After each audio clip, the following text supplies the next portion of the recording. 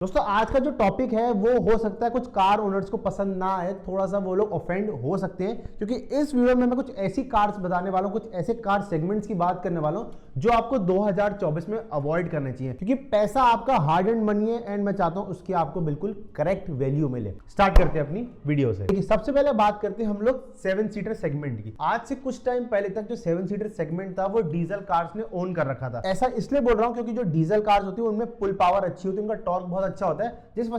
वजह से अगर आप लोग फुल कैपेसिटी में भी गाड़ी चला रहे हो तो कहीं भी आपको इंजन पे लोड नहीं मिलेगा, आपको ये फील नहीं होगा कि आपको एसी बंद करना पड़ा है या गाड़ी बहुत दब के चल रही है। बट 2024 में क्योंकि नॉर्म्स वगैरह इतने चेंज हो चुके हैं, इतने ज्यादा प्राइसेस हाइक हो चुकी है और डीजल इंजन बंद भी हो रहे हैं, तो उस वजह से क्या हो रहा है कि जो कंपनीज हैं वो डीजल इंजन बंद करने के बाद अपनी 7 सीटर गाड़ियों में 1 litre engine, 1.2 litre engine 7 seater में दे रहे हैं, जिस वजह से अगर आप लोग एक फुल फैमिली कार परचेस करना चाह रहे हो 1 लीटर इंजन के साथ, तो आज के टाइम में मैं आपको रिकमेंड बिल्कुल नहीं करूंगा। रीजन भी कि भाई उसमें फुल पावर ही नहीं होगी, आपको चलाने मजा ही नहीं आएगा, आप उससे ओवरटेक ही नहीं कर पाओगे। एंड कहीं ना कहीं मुझे ऐसा फील होता है कि आज के टाइम में आपको एक 7 सीटर गाड़ी केवल ये देख के नहीं लेनी चाहिए उसका प्राइस कम है या उसमें फीचर्स भरपूर है but engine on the other side बिल्कुल बेकार है। तो मेरे हिसाब से आपको वो कार्स परचेस करनी चाहिए जो अच्छे खासे इंजन के साथ आती है। एंड अगर आपका इतना बजट नहीं है तो आप 4-5 साल पुरानी गाड़ी जो सेकेंड हैंड मार्केट है उससे उठा सकते हो, क्योंकि इंडिया में सेकेंड हैंड मार्केट है वो बहुत बड़ा हो चुका है। अब बात करते हैं हम लोग दूसरे कार सेगमेंट की। आज के टाइम में जो 800 सीसी का सेगमेंट है, 1000 सीसी सेगमेंट है, वो अब चीप सेगमेंट में या अफोर्डेबल सेगमेंट में अब मेरे हिसाब से तो नहीं आता है। आज से कुछ टाइम पहले तक हम उसको अफोर्डेबल सेगमेंट बोल सकते थे, बट आजकल 4-4.5 लाख में जाके अच्छा खासा एक वेरिएंट आता है 800 सीसी का, उसमें भी बहुत सारे फीचर्स कट डाउन होते हैं, क्योंकि आजकल नॉर्म्स वगैरह बहुत बढ़ गए हैं, इमिशन नॉर्म्स बहुत हो गए हैं एंड टैक्स भी बहुत ज्यादा बढ़ चुका है कार्स पे। तो उस वजह से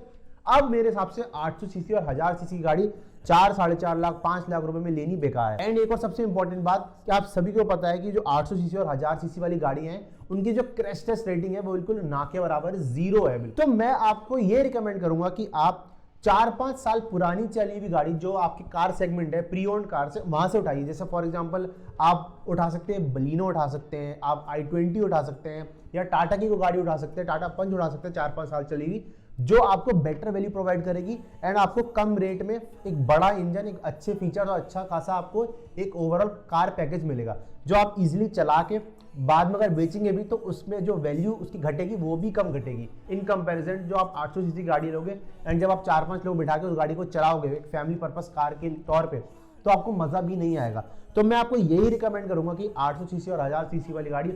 अगर आप एक फैमिली पर्पस के लेना चाह रहे हैं जिसमें आपको बिल्कुल मजा नहीं आएगा एंड सेफ्टी रेटिंग भी 0 है, तो आज के टाइम में मैं आपको बिल्कुल रिकमेंड नहीं करूंगा। जो तीसरा कार सेगमेंट आता है वो आता है ऑटोमेटिक कार बायर्स के लिए। जो आज के टाइम में ऑटोमेटिक कार्स परचेज करना चाहते हैं उनको मैं ये रिकमेंड करूंगा कि जो आपका मोस्ट एफिशिएंट ऑटोमेटिक ट्रांसमिशन है उसकी तरफ जाएं, ना कि केवल अपने बजट को रेस्ट्रिक्ट करते हुए AMT उठा लें या फिर जो IMT ट्रांसमिशन आपका Hyundai या किया में आता है। AMT ट्रांसमिशन मेरे हिसाब से जो बजट सेगमेंट कार्स है 5 से लेके 8 लाख तक, इस तक ही मैं आपको रेस्ट्रिक्ट करूंगा कि भाई अगर आपको बजट इतना है और इसमें कोई AMT मिल रही है आप वही परचेस करिए। बट अगर आप इससे ऊपर जा रहे हैं 10-12 लाख की गाड़ी परचेस कर रहे हैं एंड आप केवल AMT या ऑटोमेटिक ट्रांसमिशन की वजह से परचेस कर रहे हैं, उसको मैं एक बिग नो कहूंगा, एक बिग रेड फ्लैग कहूंगा। रीजन भी कि वो AMT ट्रांसमिशन बिल्कुल भी फन टू ड्राइव नहीं है, बहुत ज्यादा जर्की है एंड आप जो वैल्यू इतने 10-12 लाख में आप मैनुअल ट्रांसमिशन परचेस करके अपने पैसे बचा लेते वो आप AMT देके अपने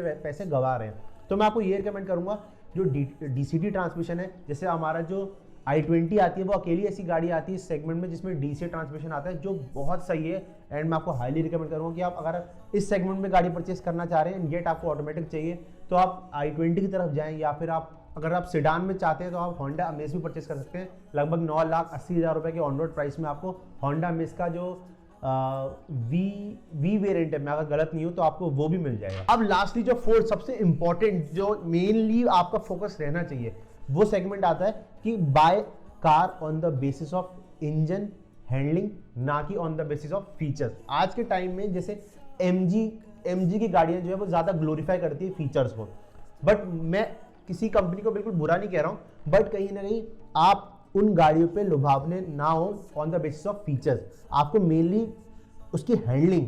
उसकी ड्राइवेबिलिटी, उसकी रिलायबिलिटी उसका जो इंजन की पावर है, इंजन की फील है, उस पे आपको अपनी गाड़ी परचेस करनी चाहिए, क्योंकि लॉन्ग रन में आपका अगर इंजन दुख दर्द देगा तो आपके फीचर्स कुछ काम के नहीं आएंगे। आप सभी को पता है आजकल